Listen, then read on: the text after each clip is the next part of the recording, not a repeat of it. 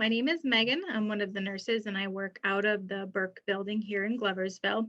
So as Patty had said, so now we have a few different choices as far as masks, okay? So like I'm in the Burke building. When I'm in here, I'm just wearing my surgical mask, the one that I'm given. We are going to be utilizing those KN95s for when you're going into a home situation. If I leave here, I leave Burke and I'm going, and I'm just saying, Ferguson. If I'm going over to Ferguson to do a med room check, I'm going to then be wearing my KN95. So all direct support staff, any employee who is working or visiting a site or a location where we have individuals that we support, where those individuals receive services, or really anywhere that an individual, we are with them, face-to-face contact with them, we're going to be wearing the KN95. The other thing is we want to make sure that we're wearing our face shields, and I'm going to touch on face shields kind of at the end of this. But so people, I fielded a lot of questions about what's the difference between an N95. Some people are familiar with them. Michelle Blakesley's actually wearing one, so if you see her on the screen, she's wearing an N95, and the difference between that and a KN95. So I'll kind of just show you. So this is an N95. There's different models, okay? These have two very tight elastic strings that go around the back of your head. Now these are fitted with either Bill Rowe, Michelle Perrier, or myself. I might have done your fitting, or one of the nurses might have done a fit test on you, where we fit a model that fits your face, and we then diligently test the mask to make sure that there's no air leakage. So this is an N95.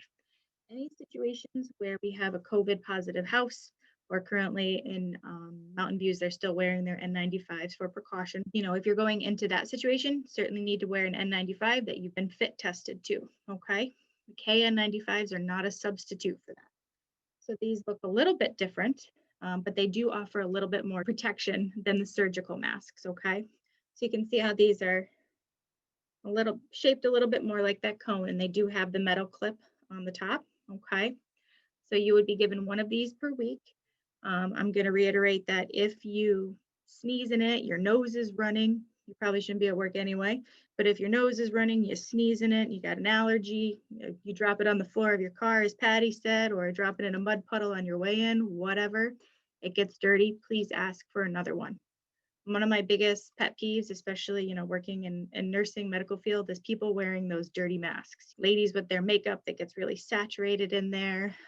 Like I said, you sneeze, or, you've got dirty hands, you're putting your mask on, you're wearing this next to your face for 8, 10, 12 hours at a rip, okay? So you wanna make sure that you're handling them and keeping them nice and clean, okay? So first and foremost, you surely want to make sure that you've washed your hands when you're handling your masks, making sure that your hands are clean. These are a little bit more form-fitting to your face, and I'll show you kind of how to put them on. They're pretty simple. So I've washed my hands, I sanitized my hands. Just going to open it up with the metal clip up. This goes over your nose. I'm going to put it on over your nose, just kind of holding it and then looping it around the ears like this. So just like our surgical masks, okay? So again, the N95s have the strap that go all the way around the head, really, really tight. So these are tighter, but not as tight as those N95s, okay? You want to pinch it to the bridge of your nose and really just mold it down your cheekbones, really getting a kind of a good little seal there, okay? When you breathe, you can see the mask kind of coming in and out like that, okay?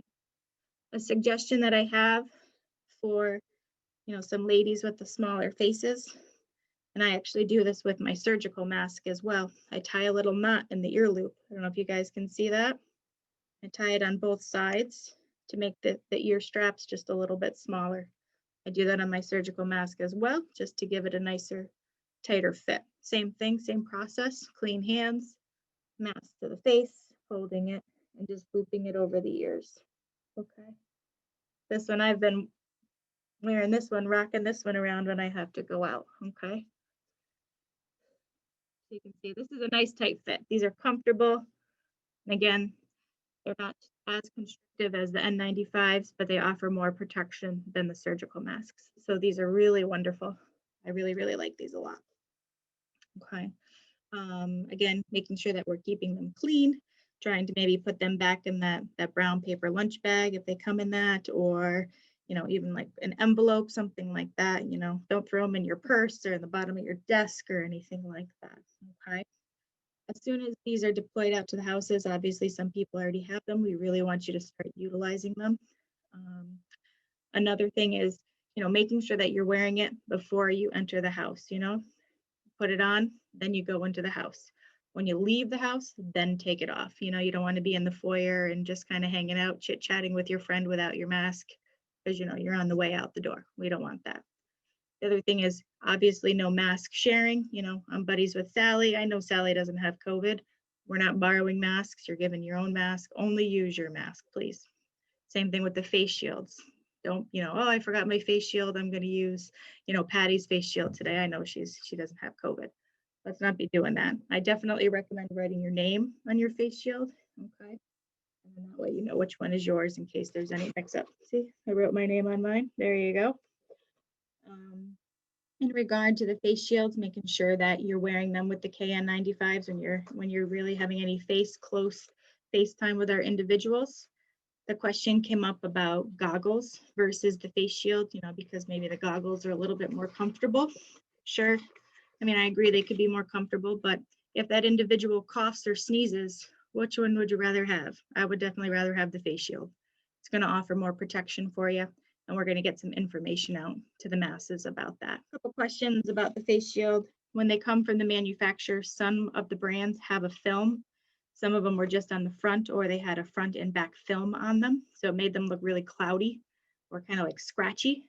Make sure that there's no film on that. Peel it off. Check the front, check the back. If there's a film you can peel off, peel that off. I know the Clorox wipes can sometimes leave a film on these. So my suggestion, the Oxiver, I've used a few times. There's like a slight film, but not terrible. So they do a good job. You can also maybe wash them with the Clorox wipe and just rinse them with some warm water. You just want to be really cautious. Like this one has the foam. You don't want to get that foam wet, because now the foam is wet, then it's, on your sweaty forehead and you've got some bacterial growth in there. So just being really careful, keeping them clean. I said maybe, use the Clorox and then maybe just some Windex to just get rid of the streaks from the Clorox. So that's an option as well. Okay, again, no borrowing face shields, no borrowing face masks. Another thing that had come up was not utilizing these while we're driving in our vehicles. We want to make sure that people are not obstructing their vision while they're driving in the car. Had come up, individuals don't have to wear the KN95s. If we're doing family visits, it sounds like we will be offering them to family to utilize. Do not have to be clean shaven for a KN95. For the N95s in which you're fit tested to, men have to be clean shaven in order to get that good tight seal. KN95s, you don't have to do that. We're going to be distributing these out to all the houses and all the sites. So that way it went from, only some houses to everywhere in the agency. We're going to be doing this just as an added level of protection. Again, Michelle's a little different with the mountain views. And I just got clarification on that. We are switching to the KN95. There you go. Proof it changes minute by minute. Of course, except for the BiPAP, CPAP, SVNs, and humidified air. Then they're still going to need the N95. We'll still have both going. Yeah. There you go. So again, I mean, when Patty Roble says that this is changing hour by hour, it honestly is. If this is every hour I wake up in the morning and I check my phone to see what changed. It's the world we live in right now.